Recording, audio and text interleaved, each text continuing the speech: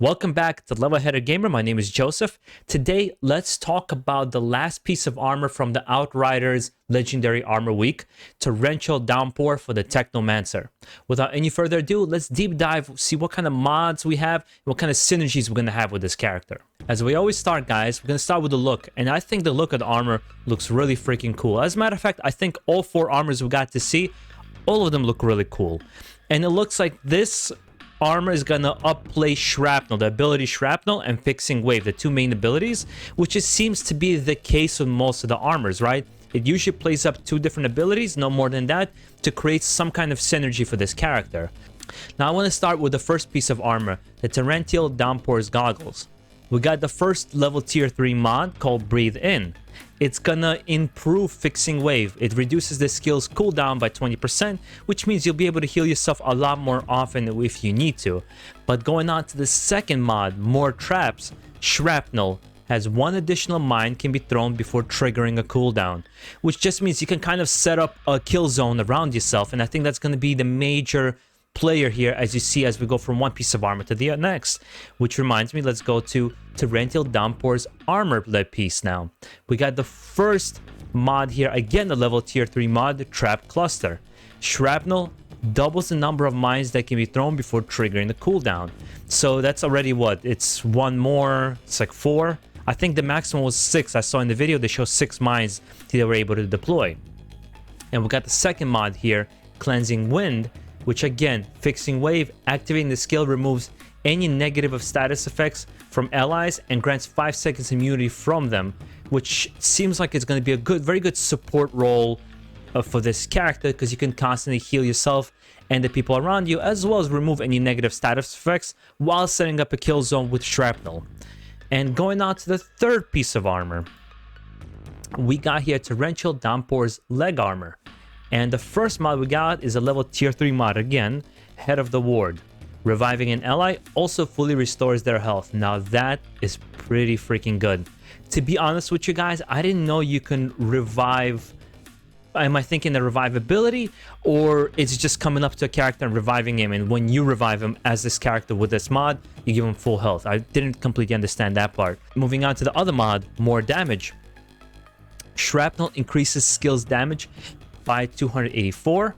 Of course, with all the bombs at the same time, this is going to be a pretty serious effect. And moving on to the last one, Torrential Downpour's foot gear, we got Quartermaster, the first level tier 3 mod, Fixing Wave.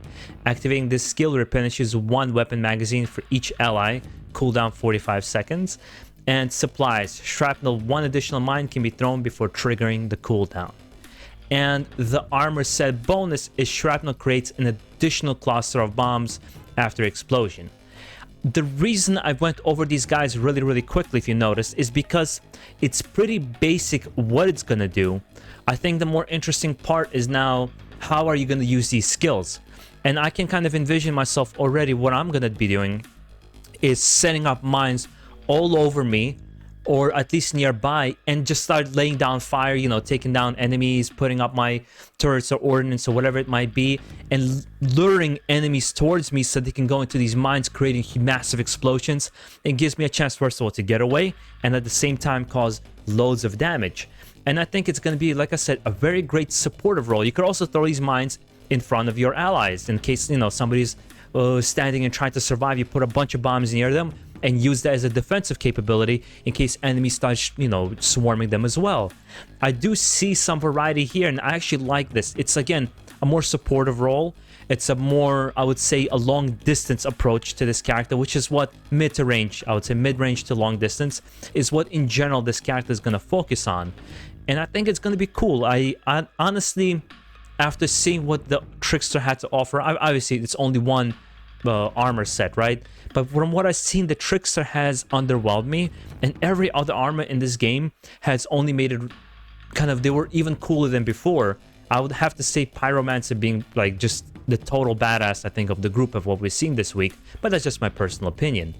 And I think that's really it, guys. That's all we had with this one. This one's pretty easy to break down. I don't think there's any complicated play style with this character. It's just you have a couple of options. How do you want to utilize it? Unlike Trickster, where it's going to involve a lot more self-awareness of what you're going to do to get the maximum effect from those skills, where here is just, I think using them in any kind of way will really give you a positive effect. But of course, putting mines all over you, causing massive explosions is going to be the way to go.